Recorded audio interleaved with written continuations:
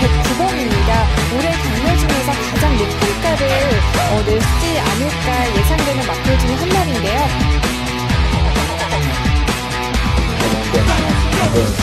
이걸 만화에다가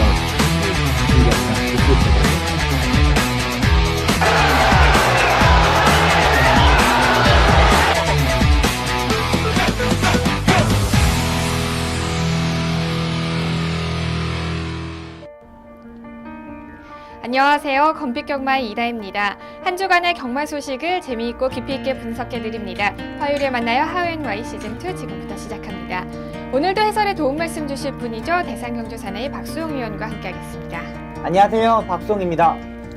네, 지난주도 서울은 주말 이틀 동안 총 22개의 경주가 시행이 됐습니다. 6월의 세 번째 경마 주간이었는데요. 어떤 흐름 속에서 진행이 됐나요? 네, 지난주 토요일은 조금 더 안정적인 흐름에서 인기 마필들의 활약이 조금 더 앞서 있었던 경주들이 많았습니다. 하지만 일요일날 편성은 상당히 부진마 편성들 2등급, 3등급, 4등급에서도 부진마 편성들이 상당히 많았던 경주이기 때문에 충마에 잡기가 상당히 어려웠던 경주들이 많았고요. 또 배당도 여기저기서 많이 떨어지면서 상당히 어려운 경마가 되었습니다. 네, 특히나 6월 3주차 경마 주간에는 비인기마들이 여러 경주에서 입상에 성공을 하면서 많은 중고 배당이 형성되었던 한 주였습니다. 자, 6월 4주차 경마 주간 월말 경마 성격을 조금 띌 것 같은데요. 네. 어떻게 예상하고 계시나요? 네, 이번 주도 풀게이트 접전 경주가 상당히 많습니다. 월요일날 조교 때 310도가 넘는 말들이 와서 조교를 하였고요. 또 충남등록 현황도 봐도 어느 때보다 배당이 형성될 경주들이 상당히 많았습니다. 역시 월말 경마답게 여기저기서 배당이 형성될 것으로 많은데요. 조금 더 집중해서 분석이 필요한 경주들이 많다고 판단됩니다. 네, 이번 주는 월말 경마이기 때문에 출전두 수가 늘어나고 혼전도가 심화될 수 있다는 점 참고하시면 좋을 것 같습니다. 그렇다면 하우앤와이 시즌2의 첫 번째 코너부터 만나보겠습니다. 경주마를 집중적으로 분석하는 마풀이로 시작합니다.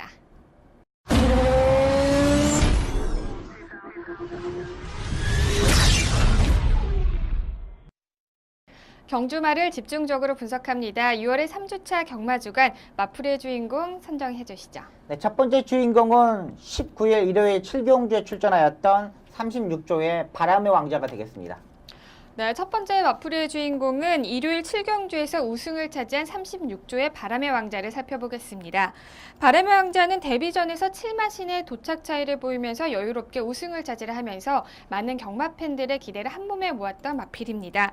하지만 이후 출전했던 5번의 경주에서 모두 부진한 성적을 기록을 했는데요. 이번 경주에서는 이전 경주와는 다르게 각지를 바꾸면서 추입 전개를 이끌어 나갔고요. 우승을 차지를 했습니다. 자, 이번 경주 어떻게 보셨는지 분석 부탁드리겠습니다. 네, 바람의 왕자는 데뷔전부터 앞선 스타트 능력이 빠르면서 여유롭게 입상에 성공했습니다. 하지만 최근 5번의 경주에서는 선행을 실패하면서 모래를 맞는 전개, 또 외곽에 무리한 전개를 하면서 입상에 실패했던 마필입니다. 하지만 이번 경주 들어서 완벽한 조교를 다시 한번 하고 나왔고 있고요. 지난번보다 조교의 강도를 올리면서 발걸음 확연히 좋아진 모습입니다. 박현우 기수가 이번 경주 들어서 기가 막히게 기승했다는 판단인데요. 동영상 보면서 설명을 드리겠습니다. 4번 게이트에서 출발하는 모습입니다. 미스터 큐피트가 안쪽 게이트, 5번 게이트보다 더 빠르게 전개하면서 강하게 추진해서 선행을 갔고요. 바람의 왕자는 박현우 기수는 선행을 실패하면서 힘한 배로 바로 들어가는 모습입니다.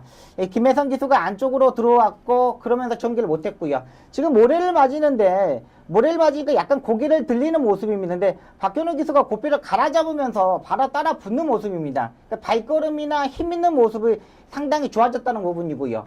모래에 대한 적응력도 충분히 가지고 있는데 중속 부분에서 박현우 기수가 채찍을 때리면서 이 사정권을 전개하는 모습입니다. 3코너 중반 4코너를 접어들면서 앞을 마필하고 좀 경합을 이루어지지 않고 따라가는데 안쪽이 지금 뚫리는 모습입니다. 박현우 기수가 이 부분에서 포기를 하지 않고 추진을 하면서 적응력을 올려오는 모습입니다.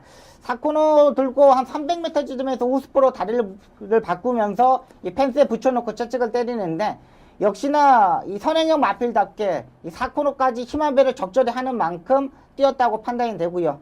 마지막에 끝띄움에서 코디앙 러브를 이기는 모습을 보면은 기본적인 발걸음, 능력은 충분히 있다고 판단되는 마필입니다. 네, 박현우 기수와의 호흡이 굉장히 좋았던 것 같은데요. 이번 경주의 우승으로 3등급으로 승급하게 됐습니다. 자, 승급 이후에 바람의 왕자 어떻게 좀 예상하고 계시나요? 네, 일단은 힘이 상당히 좋은 마필이고 전 구간에 대해서 이 기수가 적절하게 힘 안배를 하고 라스트에 100% 힘을 쓸 수 있는 마필로 보고 있습니다. 앞선에 갔을 때는 더욱더 폭발적인 발걸음을 보여줄 수 있는 마필이지만 따라가는 전개에서는 조금 더 생각해봐야 될 마필로 보고 있습니다.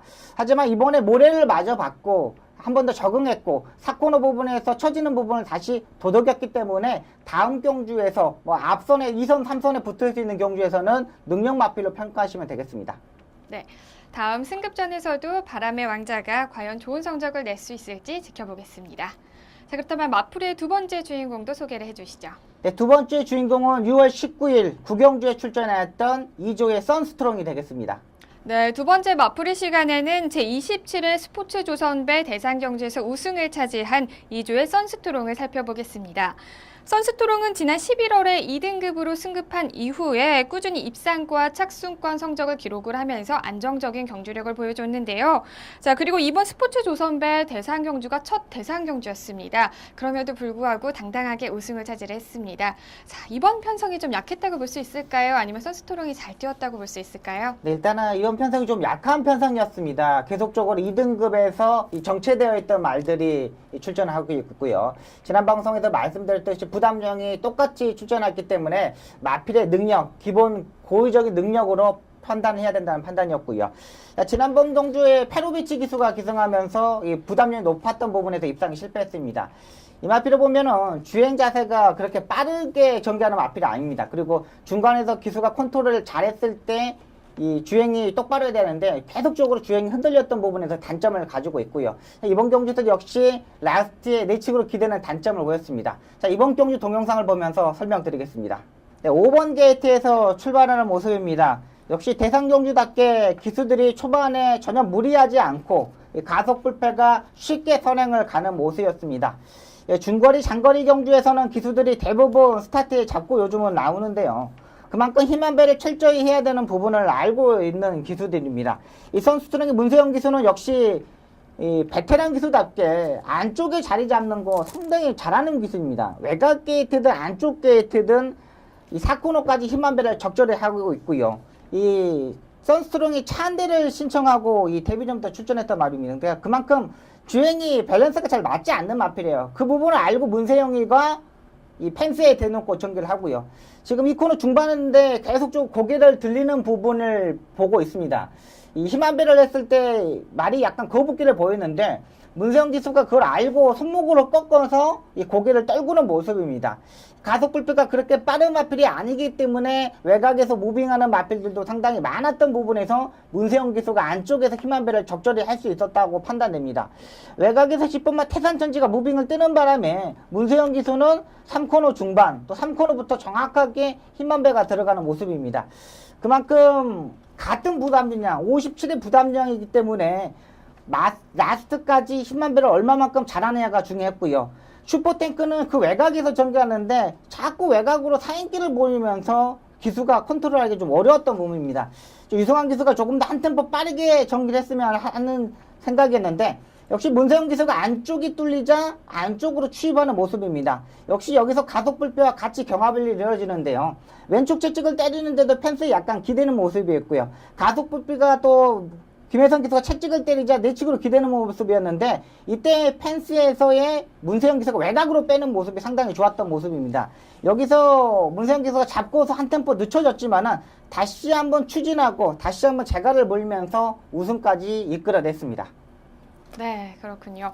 자, 선스트롱은 늘 결정력이 아쉬웠던 마필인데요. 이번 경주에서 우승을 하면서 1등급으로 승급하게 되었습니다. 자, 1등급 이후에 선스트롱의 향후 기대치 어떻게 보고 계시나요? 네, 일단은 이번 경주 들어서 상금을 일단 획득했고 1등급으로 승급을 했습니다. 하지만은 라스트 주행이 불안했던 부분 또 차 한 대를 신청하면서 중간에 흔들리는 모습을 보여줬던 마필입니다. 그만큼 1등급에서는 조금 더 적응해야 된다는 판단이고요. 또 레이팅 점수가 내려가면서 이 부담자가 내려갔을 때 완벽하게 살아났을 때 한번 공략할 수 있는 마필로 보고 있습니다.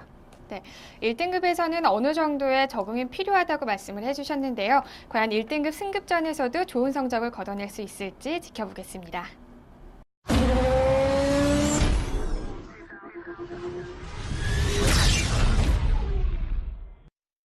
기술 기승수를 집중적으로 분석합니다. 6월의 세 번째 경마 주간 기승수를 파헤쳐라의 주인공은 어떤 기수인가요? 네, 이번 주의 주인공은 박현우 기수가 되겠습니다.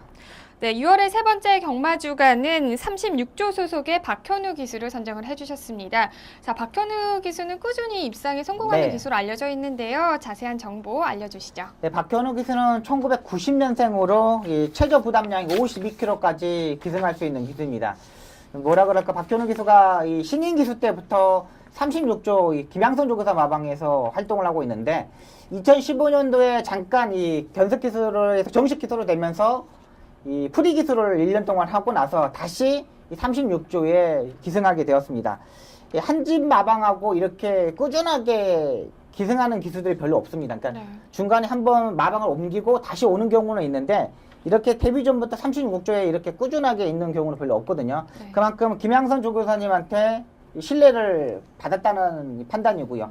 이 김양선 조교사 같은 경우는, 조교사님 같은 경우는 이 정년 지금 한 2년 정도 남았습니다. 마방의 능력 마필들을 끄집어내야 되는데 이런 부분에서 능력 기수들, 뭐 박태준 기수, 또 문세영 기수, 외국인 기수들을 많이 기용할 수도 있는 상황인데도 이 소속조 기수인 박현우 기수를 믿고 기승시키는 모습을 보더라도 박현우 기수가 그만큼 성실함, 그리고 기승술에 대해서 그렇게 나무랄 데 없다는 판단을 가지고 36조에서 기승시키는 모습입니다. 네, 36조에서 굉장히 신임이 두터운 박현우 기수인 것 같은데요. 자, 그렇다면 6월의 3주차 경마 주간 박현우 기수의 주목할 경주도 소개를 해주시죠. 네, 6월 18일 토요일 이경주에 기승했던 과천의 함성의 모습을 보고 설명드리겠습니다. 가천의 함성은 데뷔전에서 이 3착 4착권에 오는 모습이었습니다. 근데 이번에도 외곽 게이트 9번 게이트이기 때문에 좀 자리 선정하기 좀 까다롭지 않느냐 판단을 가졌는데 박현우 기수가 제어를 하기 위해서 등자를 약간 깊게 밟고 기승합니다. 그러니까 다른 때보다 좀 길게 밟고 기승한다는 겁니다. 이 힘한 배를 정확히 하고 있고요. 박현우 기수가 이 선행형 마필보다는 선입권에서 추입하는 마필들을 상당히 잘 타는데 앞선에 가는 재란이 선행을 갔기 때문에 그 뒤에 따라갈 수밖에 없었고요. 약간의 이 3코너 보면서 모래를 맞는 부분에서 약간 마필이 저항을 하자 약간 외곽으로 빼면서 전개를 하는 모습입니다. 3코너 중반에서 사정권의 전개 약간 멀어지자 추지를 하면서 외곽으로 뺐고요. 4코너 부분에서도 안쪽이 아닌 외곽 전개를 선택하면서 추입 타이밍을 잡고 올라오고 있습니다. 과천의 함성 같은 경우는 이번이 두 번째 경주력이었는데요. 다리 바꿈을 하지 못하는 부분도 이 박현우 기수가 왼쪽 채찍을 때리면서 정확히 바꿨고요. 때리는 순간 바로 바꾸는 모습입니다. 그만큼 박현우 기수가 이 기승하면서도 다리를 어떻게 쓰는 부분을 알고 있습니다. 이 신인 기수지만은 이제 중급 기수의 이 경주력을 보여줄 수 있는 능력을 가지고 있고요. 라스트 추입을 할 때도 정확히 자갈을 어떻게 물어야 되는지 또 채찍을 어떻게 때려야 되는지 적절하게 알고 있는 모습입니다. 네, 6월 19일 일요일 11경주 아웃캣에 기승하는 모습을 보면서 설명을 드리겠습니다. 역시 아웃캣 같은 경우 직전 경주에는 1400m 거리가 느렸음에 실패했던 부분이고요. 이번에도 박현우 기수가 1200m 거리를 알고 김양성 조교사가 투표를 하였고 박현우 기수가 이번에는 강하게 추진해서 선행을 갔습니다. 아웃객 같은 경우는 무조건 상원행을 가야 되는 스타일인데 이마필은 중간에서 힘한 배가 되지 않습니다. 그 부분을 알고 스타트에 선행을 받았고요. 3코너부터 정확하게 힘한 배를 들어가는 모습입니다. 그만큼 박현우 기수는 특징을 잘 알고 있다는 거죠. 아무리 힘한 배를 하려고 해도 힘한 배를 되지 않는 부분, 또 아웃겟이 초반 스타트가 13초 1이라는 가장 서울 경마 중에 베스트 5에 드는 스타트 능력을 가지고 있기 때문에 박현우 기수가 그 부분을 알고 공략을 하였습니다. 이 사코노 부분에서도 이 선행형 마필들은 펜스에 붙여놓고 탔을 때 주행 자세가 상당히 좋아지고 있습니다. 라스트에 이 채찍이 때리는 모습, 또 추진하는 모습을 보면은 계속 내치기 기세는 단점을 알고 고삐를 갈아잡고 또 다시 한번 채찍을 때리고 고삐를 갈아잡고 채찍을 때리는 모습입니다. 마지막에 이 선샷이 추입하는 바람에 아쉽게 2착을 하였지만 기본적으로 기수의 스타일상 잘 알고 있었다는 판단입니다. 네, 그렇군요. 박현우 기수는 정말 마필에 대해서 잘 알고 있고 또 그리고 힘한 배에 큰 장점을 가지고 있는 기수라는 생각이 드는데요. 그렇다면 계속해서 36조 소속으로 활동을 하면서 꾸준한 성적을 기록할 것으로 보이나요? 네, 맞습니다. 네. 일단은 36조 김양선 조교사님의 이제 계속적으로 계약을 할 것으로 보이고 있고요. 또 36조가 지금 2년 정도의 정년이 남아있기 때문에 그동안에 차근차근 이 기량을 쌓아가고 타조 마필을 타야 됩니다. 이 박현우 기수 같은 경우는 이 42조 이간호 조사 마방의 마필도 가끔 타고 있고요. 또 타조 마필들을 좀 기승하면서 좀 좋은 성적을 냈으면 하는 바람입니다. 일단은 2년 동안 준비를 잘해야 됩니다. 앞으로 36조가 2년뿐이 안 남았기 때문에 이 타조 마필에 대해서 가서 조교도 직접 하고 많은 마필에 기승했으면 하는 바람입니다. 네, 36조가 2년밖에 남지 않았기 때문에 또 2년 동안에 자신이 가지고 있는 능력을 최대한 발휘할 수 있도록 또 최선을 노력을 해야 될 것 같네요. 네. 네, 박현우 기수가 계속해서 경주를 해서 좋은 모습을 보여줄 수 있을지 끝까지 지켜보겠고요. 저희도 또 계속해서 응원을 하도록 하겠습니다.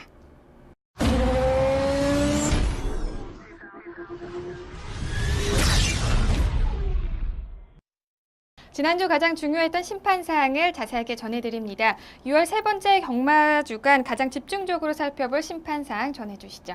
네, 이번 주는 6월 18일 토요일 1경주의 제재 처분을 가지고 설명을 드리겠습니다. 네, 이번 시간에 살펴볼 심판사항은 6월 18일 토요일 1경주 심판사항에 대해서 자세하게 알아보겠습니다. 자, 이번 경주에서는 로켓퀸에 기승을 했던 이상혁 기수가 총 2일의 기승정지 처분을 받았는데요. 어떤 내용으로 기승정지 처분을 받았나요? 네, 이상혁 기수가 출발 후 150m 지점에서 11번마의 주행을 방해하였고요. 또다시 250m 지점에서 3번마, 2번마를 방해하면서 제재 2일의 처분을 받았습니다. 이 12번 게이트, 1000m에서 12번 게이트에서 전개하기가 상당히 까다롭습니다. 거의 60m 지점에서 스타트의 한 60m, 50m 지점부터 이게 코너가 접어들기 때문에 이런 망아지들의 전개하기가 상당히 까다로운데요. 로켓킨의 기승, 이상형 기술이 기승하는 모습을 보니까는 자기가 의도치 않게 말이 조금 안으로 기대는 모습을 보였습니다. 근데 그 부분에서 말이 있을 때만 따박따박 이렇게 방해하는 모습이었기 때문에 이 재결위원회에서도 이 판단해서 너무나 급하게 들어가지 않았느냐, 기수가 잡을 수 있는, 컨트롤할 수 있는 부분이었는데도 기수가 들어가지 않았느냐, 이런 판단을 가지고 있습니다. 제가 봐서는 조금 2일의 정지 처분이 좀 과하지 않았냐, 이런 생각을 가지고 있는 정계의 모습이었습니다. 네, 다소 아쉬웠던 심판 내용이었던 것 같습니다. 이상혁 기수는 총 2일의 기승정지 처분을 받았지만 한 주 유예 신청을 했기 때문에 이번 주까지는 경주를 해서 볼 수 있다는 점 참고하시면 좋을 것 같습니다. 다음은 이번 주 펼쳐질 경주를 미리 분석하고 예측하는 미리 보는 서울 경마 시간입니다. 오늘도 역시나 두 경주를 분석해 볼 텐데요. 6월 25일 토요일 9경주와 일요일 10경주를 살펴보겠습니다. 먼저 토요일 9경주 출전 등록 현황부터 함께 확인하시죠.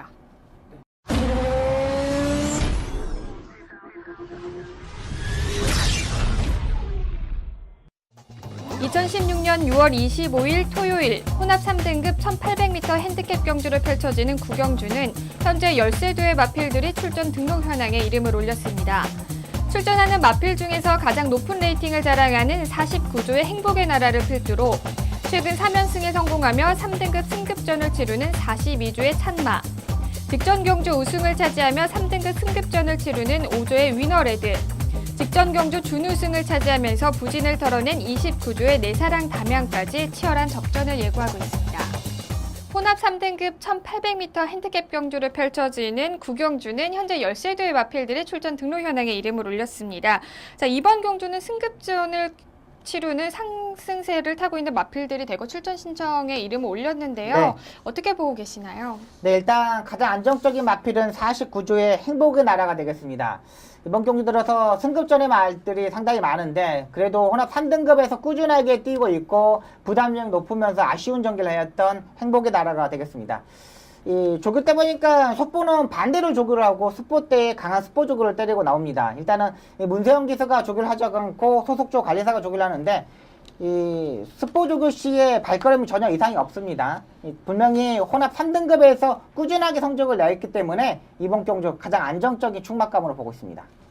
네, 직전 경주에서 아쉽게 3위를 기록을 했던 49조의 행복의 나라를 강력한 축으로 선정을 해주셨습니다. 자, 그렇다면 행복의 나라를 위협할 만한 후차권 후보 어떤 마필이 있을까요? 네, 5조의 위너레드와 42조의 참마가 되겠습니다. 5조의 위너레드 같은 경우는 이번 경주가 승급전에 맞아 있는 마필인데 이 레이팅 점수가 내려가면서 부담량이 55까지 내려왔습니다. 지난번 57을 짊어지고도 1300m의 입상에 성공했는데 이번 경우 1800m 장거리 경주에 첫 출전이지만은 기본기가 상당히 좋은 마필로 보고 있습니다. 1400m 경주에서도 앞선에 붙어서 해결했고요. 지난번 경주에서는 완전히 발걸음 살아난 모습이었기 때문에 5조의 위너레드를 보고 있고요. 자, 국내산 마필인 참마가 되겠습니다. 참마 같은 경우는 지금 3연승을 달리고 있는데 역시 지난번에 따라가는 전개를 했습니다. 이번에도 역시 김동수 기수가 기승할 것으로 보이고 있고요. 지난번처럼 56.5의 부담량, 동일한 부담량을 출전하는데 그만큼 편성이 약한 만큼 이 참마, 국내산 마필, 매니피 자마인 만큼 강단 있게 1800m까지 소화가 가능하다는 판단입니다. 네, 두 마필 모두 직전 경주에서 좋은 성적을 기록을 했는데요. 직전 경주에서 우승을 차지하면서 3등급 승급전을 치르게 된 5조의 위너레드와 또 최근 3연승에 성공하면서 이번에도 3등급을 승급전을 치르게 되는 42조의 참마를 후차권 후보로 선정을 해주셨습니다. 과연 이번 경주에서 이 두 마필 모두 입상에 성공할 수 있을지 지켜보시는 게 좋을 것 같습니다. 자, 이어서 일요일 한 경주 더 살펴보겠습니다. 일요일 9경주를 살펴볼 텐데요. 먼저 출전 등록 현황부터 화면으로 함께 확인하겠습니다. 2016년 6월 26일 일요일 1등급 1900m 핸디캡 경주로 펼쳐지는 9경주는 현재 14대의 마필들이 출전 등록 현황에 이름을 올렸습니다. 출전하는 마필 중에서 가장 높은 레이팅을 자랑하는 54조의 치프레드캔을 필두로 최근 2경주 연속 입상에 성공하며 상승세를 타고 있는 17조의 다이나믹 질주, YTN배 대상 경주에서 준우승을 차지했던 16조의 천저, 직전 경주에서 아쉽게 3위를 기록했던 4조의 빛의 왕자까지 치열한 접전을 예고하고 있습니다. 1등급 1900m 핸디캡 경주를 펼쳐지는 9경주는 현재 14대의 마필들이 출전 등록 현황에 이름을 올렸습니다. 자, 이번 경주의 편성 어떻게 보고 계시나요? 네, 일단은 1등급 편성 중에는 좀 약한 편성으로 보고 있습니다. 가장 안정적인 마필은 54조의 치프레드캔이 되겠습니다. 이 60kg의 부담량이 좀 높긴 높습니다. 두 번의 경주에서 입상에 성공했고 지난 경주에서는 머리차 4분의 3만 신차로 3착을 왔는데 이번에는 소속적 관리사를 조교가 하는데 전혀 문제 없다는 판단입니다. 상당히 다리가 롱다리이고 주폭이 상당히 좋은 마필이고요. 지난번에 아쉽게 졌지만 지난번에 2000m라서 저는 졌다고 판단됩니다. 이번 경주 1900m 거리를 100m 내렸기 때문에 힘을 조금 더 비축해서 폭발적으로 쓸 수 있는 경주로 보고 있습니다.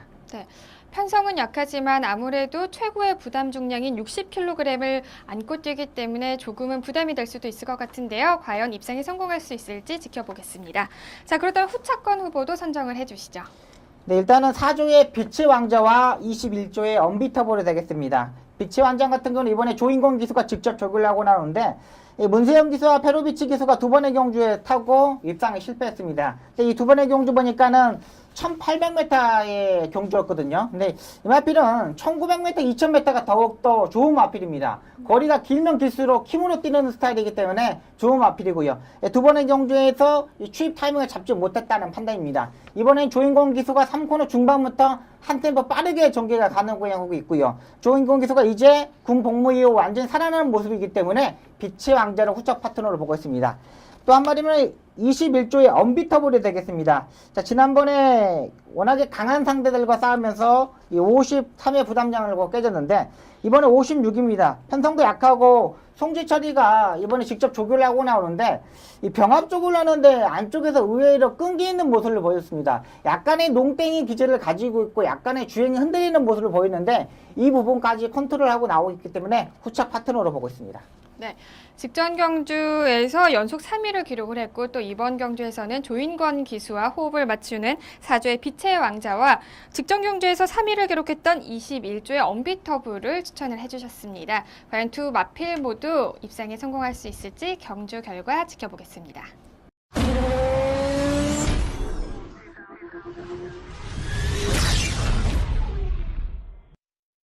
한 주 동안 있었던 경마장 소식을 재미있게 이야기 나눠보는 시간이죠. 경마 이모저모 시간입니다. 먼저 첫 번째 전해드릴 소식은요. 신인 기수 관련 내용입니다. 어떤 소식인가요? 네, 신인 기수가 이번 주에 이제 2명이 나왔습니다. 2명이 이제 데뷔를 하는데 한 달 이후 조교를 시행하고 한 달 이후에는 실경주에 투입될 것으로 보입니다. 지금 이제 2학년이고 이제 3학년에 접어들면서 이제 하는데 이 33조의 이철경 기수와 35조의 이동화 기수가 되겠습니다.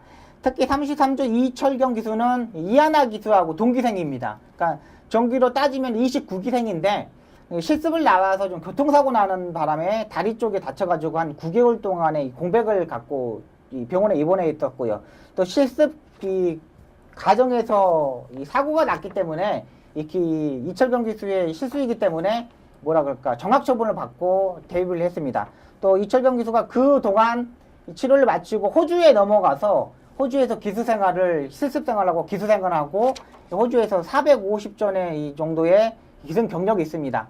작년에 시험을 봤는데 작년에 떨어졌어요. 작년에 떨어지고 이 제주도 육성목장에서 신말 순취 또 이런 부분에서까지 완벽하게 하고 나와 있기 때문에 올해 이제 시험에 합격하고 데뷔전을 치른 이 기수이기 때문에 이철경 기수 뭐 4kg의 감량을 받는 기수이기 때문에 이 어떤 기수보다 또 이현종 기수보다 더 빠른 대형 신인이 될 수 있는 기수로 보고 있고요. 35조의 이동화 기수 같은 경우는 94년생입니다. 2년 동안 교육과정을 받았고, 지금 교육원의 제 동기생인, 박성희 동기생인 이 김은 기수가 교관으로 있습니다. 한번 물어봤더니 참 착한 기수이다, 성실한 기수이다.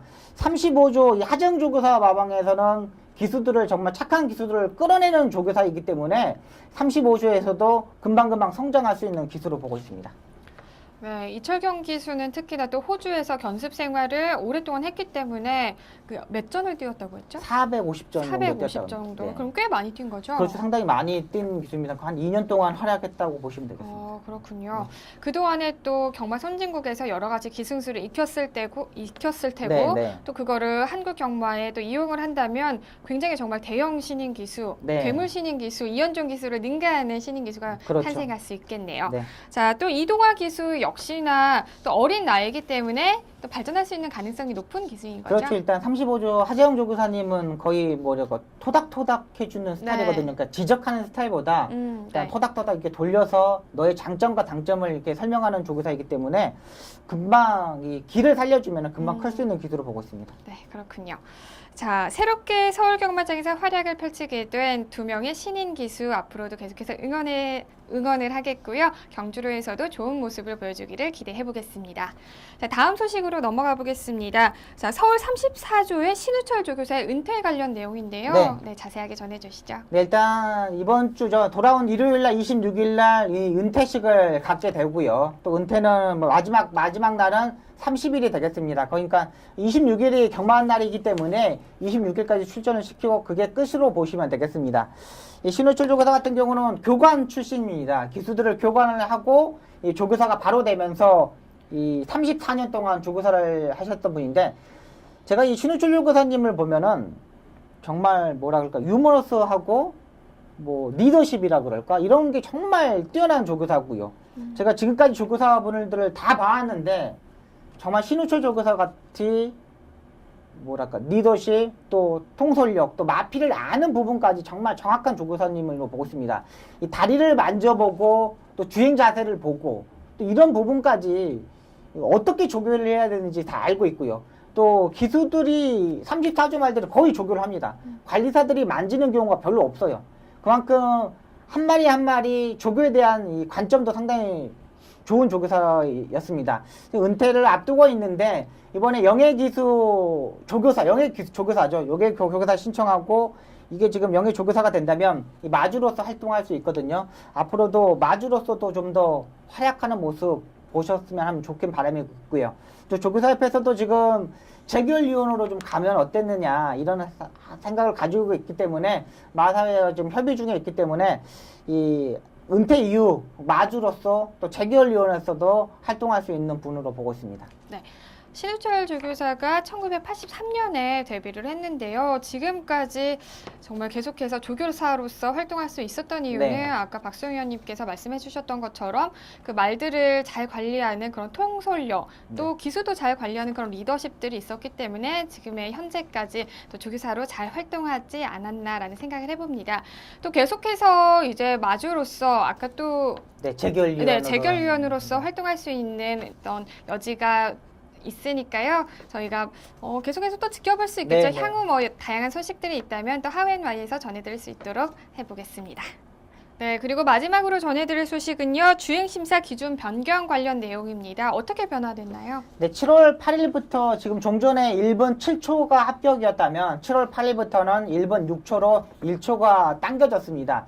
그만큼 재결위원회에서 이 판단하기에 마필의 능력이 좀 향상되었고 금방 웬만큼 해서는 7초에 합격하는 모습을 보여줬기 때문에 1초씩 당기는 모습입니다.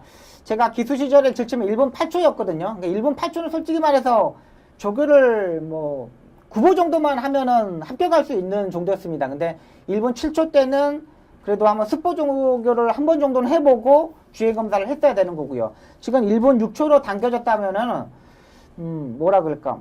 거의 말을 만들어 놓고 주행 검사를 해야 됩니다. 옛날에는 요즘 뭐 7초대에서 신마 경주에 상당히 배당이 터지는 경주가 많을 건데 1분 6초라면은 조금 더 신마에 파악하는데 편하게 될 것으로 보이고 있고요. 이 지금 1분 6초라 그래도 착순권이 얼마만큼 1등, 2등, 3등에 빨리 들어오냐에 따라서 경주에 출전하는 자격이 먼저 정해집니다. 뭐 1등한 마필보다, 아니 3등한 마필보다 1등한 마필이 이 출마 투표장에서 먼저 출전할 수 있기 때문에 조교사 기수들도 이번 이 제도가 바뀌면서 조금 더 신경 써야 될 부분이 많을 것으로 보입니다. 네. 자, 1초라고 하면 일상생활에서는 정말 짧은 시간이지만 그렇죠. 이 경주에 있어서는 네.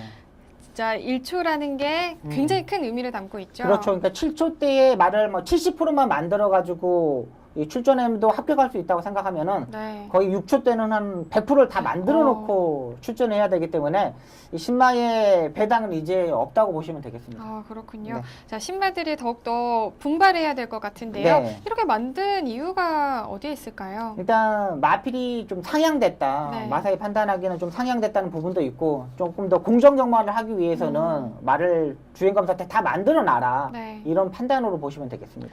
네, 말들의 능력을 조금 더 상향시키기 위한 또 하나의 방안으로 이 1초를 조금 줄인 것 같은데요. 1초가 앞당겨졌기 때문에 신마 같은 경우에는 합격 판정을 받기가 더욱더 어려울 것 같습니다. 하지만 또 높아진 합격 기준을 우리 신마들이 어떻게 뛰어넘을 수 있을지 또 마필의 능력이 어느 정도 상승될 수 있을지 지켜보시는 것도 좋을 것 같습니다. 자, 오늘 하웬와이에서 준비한 소식은 여기까지입니다. 자, 그리고 저희가 마지막으로 또 한 가지 소식을 더 전해드려야 될 것 같은데요. 자, 오늘 저희가 하웬와이 시즌2 마지막 방송이 될 것 같습니다. 1년 6개월, 약 19개월 동안을 저희가 함께 했는데요. 시간이 굉장히 빨리 간 것 같습니다. 마지막으로 어떻게 한 말씀 부탁드리겠습니다. 네. 일단 이 19개월 동안 뭐 많은 걸 준비하려고 노력을 했는데 좀 아쉬웠던 부분도 많았던 것 같습니다. 뭐 더욱더 더 빠른 소식 또 경마장 소식도 전해드렸어야 되는 부분인데 그것도 좀 미진했던 부분이고요.